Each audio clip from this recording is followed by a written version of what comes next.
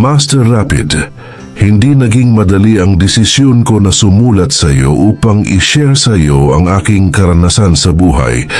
Tawagin mo na lang ako sa pangalang Rene.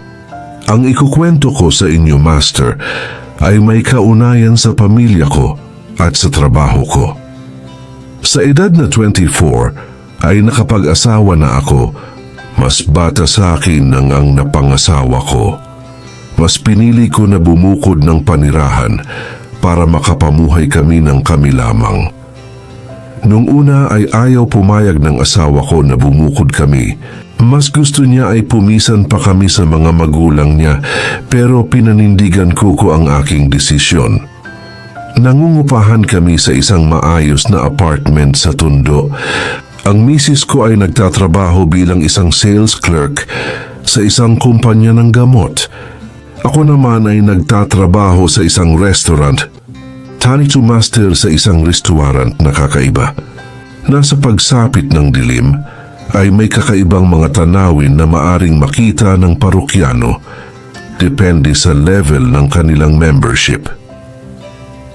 Ang alam ng misis ko ay isa lamang akong line supervisor sa restaurant na pinapasukan ko at hindi niya pa talaga alam ang buong kwento sa likod ng restaurant. Master, malaki ang kita ko at paiba-iba ang paliwanag ko sa aking misis kung saan nagmumula ang aking kita.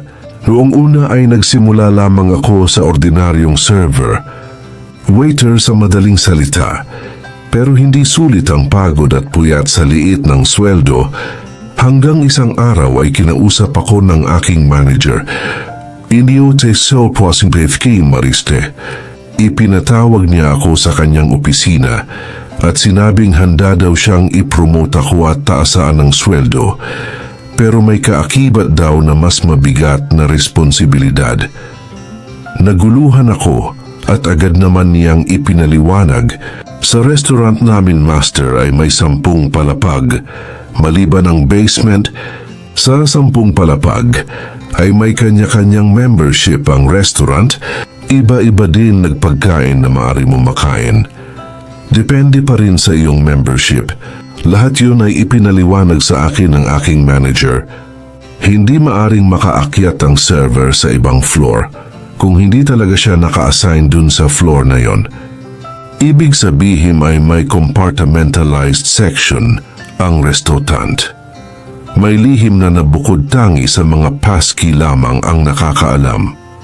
Malaki ang offer sa akin sahod. Nakakalula, nasa 5 figure ang sahod, maliban pa dun ang bonus. Talo pa ang nagtatrabaho sa bangko. Ipinaliwanag sa akin na bukod sa pagiging supervisor, ay magkakaroon ako ng special event rendition na tinatawag nila. Ipinaliwanag din sa akin yun. Tahimik ko iyon pinag-isipan pero natalo at nasilaw ako sa laki ng kikitain. Once a week ay may special rendition akong gagawin sa 7th floor.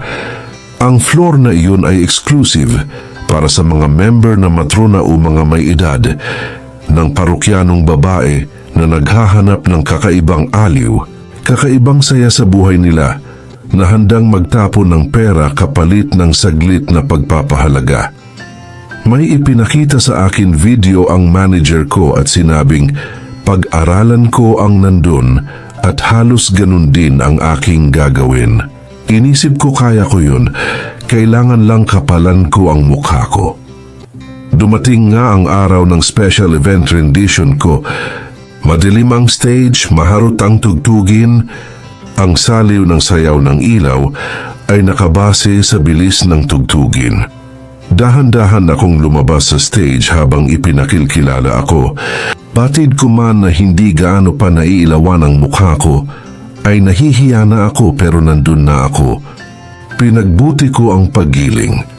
Inisip ko na parte lamang iyon ng pag-arte. Kailangan ko lamang mairaos ang gabing ito. Sige, hagod dito. Hagod doon, giling dito at konting indak ng puwetan. Oh, Master, ang special event rendition ko ay pagsasayaw. Macho dancer ako. Natapos ang unang number ko at may pangalawang tugtugin pa uling kailangan isayaw, mas maharot, mas nakakaakit. Sa puntong ito, Master, halos wala na akong suot. Kung sa babae ay may tong nakasuotan, meron din sa lalaking ganon. Kapirasong tela lamang ang nakatkip sa alaga ko at dun sa punto na yon naghiyawan na ang mga matrona, may naghahagis ng pera. May sumisenya sa akin na lumapit ako konti sa kanila sa gilid ng stage upang maisiksik sa garter ng aking tong ang mga pera na gusto nilang ibagay. Ginanahan ako sa aking nakita, Master. Hindi ko alam kung dahil sa saliw ng maharot na tugutgin o dahil sa mga perang nakasiksik sa garter ng suot ko. Nang matapos na ang aking number, pumasok na ako sa dressing room. Hindi pa man ako tapos magbihis ay nagsabi ang isa sa mga kasama ko na may gusto daw kumausap sa akin. Sasagot pa sana ako na saglit lalabas ako, pero nagulat ako nang may humawak sa balikat ko kaya agad akong napalingon. Doon ay nakita ko ang isang babae. Oh, Master, may edad na pero maganda pa rin.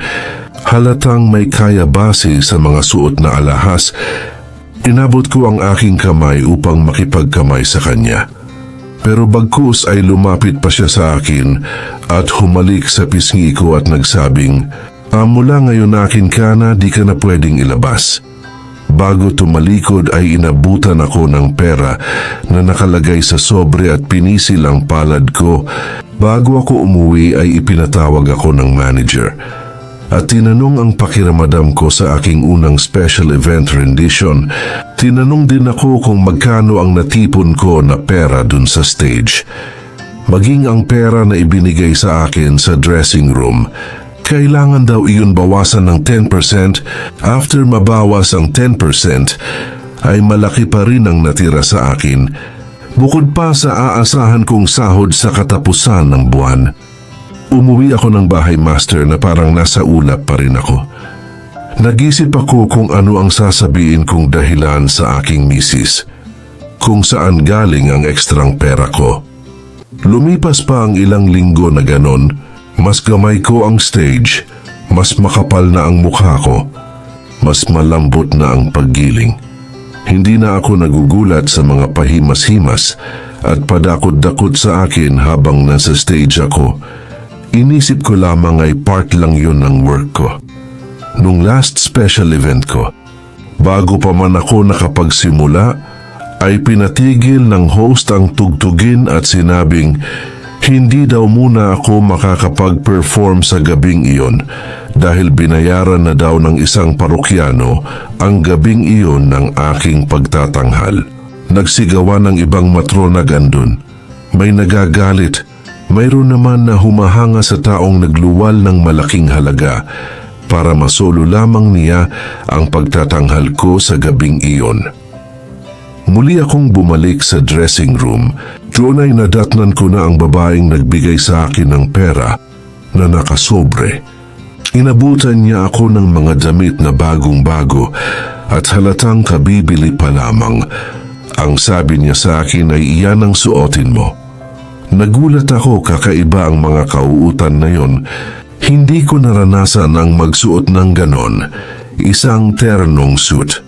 O mas kilala sa ting mga Pilipino na Amerikana. Manghang-mangha ako, tamang-tama ang sukat, tinulungan niya ako kung paano isuot yun ng maayos.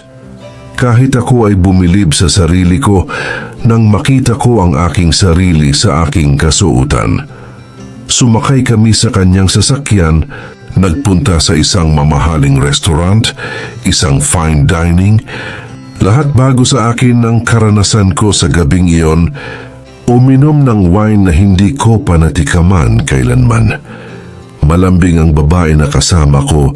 Hanggang sa ngayon ay hindi pa rin niya sinasabi ang pangalan niya. Di na daw yun mahalaga sa amin. After namin kumain, muli kaming bumalik sa sasakyan niya at magkatabi kaming nakaupo habang tumakabo ng swabe ang kanyang sasakyan. Pumasok ang kanyang sasakyan sa loob ng Dasmariñas Village sa Makati, dumiretso sa isang malawak na bakuran, may malawak na bahay. Nakakalula ang kayamanan ng babaeng ito. Nagtuloy kami sa taas, doon sa malaking room. Nasa tingin ko ay sa kanya dahil nakikita ko ang kanyang magalarawan. Sinabi niya na maupo muna ako sa tabi ng kama niya. Saglit siyang pumasok sa kanyang walk-in cabinet at inabutan ako ng bathrobe.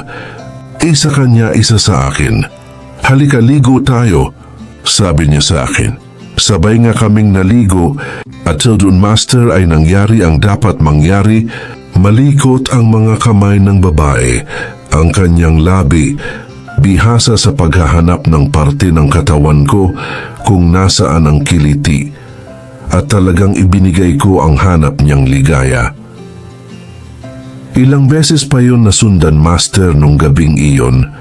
Kinabukasan, ginising niya ako at sinabing maghanda na ako para sa aking pag-uwi ko. Isinuot ko ang aking normal na mga damit at nagpaalam na akong umuwi.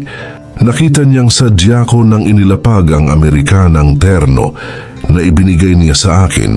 Sinabi niya na dalhin ko iyon dahil akin na yon at masusundan pa iyon. Inabutan niya ako ng pera sa sobre. Hindi ko na binilang at inilagay ko na sa aking bag. Humalik siya sa akin. This time, hindi na sa pisngi kundi sa labi na mainit, mahaba ang halik na ibinigay niya sa akin.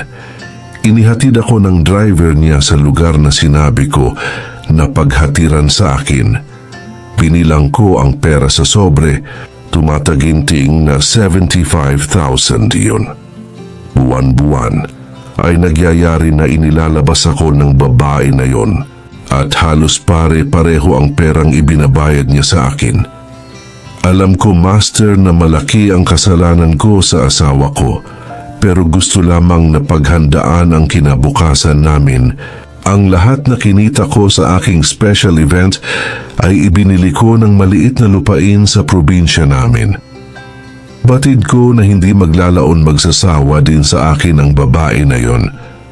Pero hanggat ako pa ang lagi niyang gusto, pikit mata kong tatanggapin ang anumang ibibigay niya. Hindi ko alam, master, kung hanggang kailan ako magiging ganto.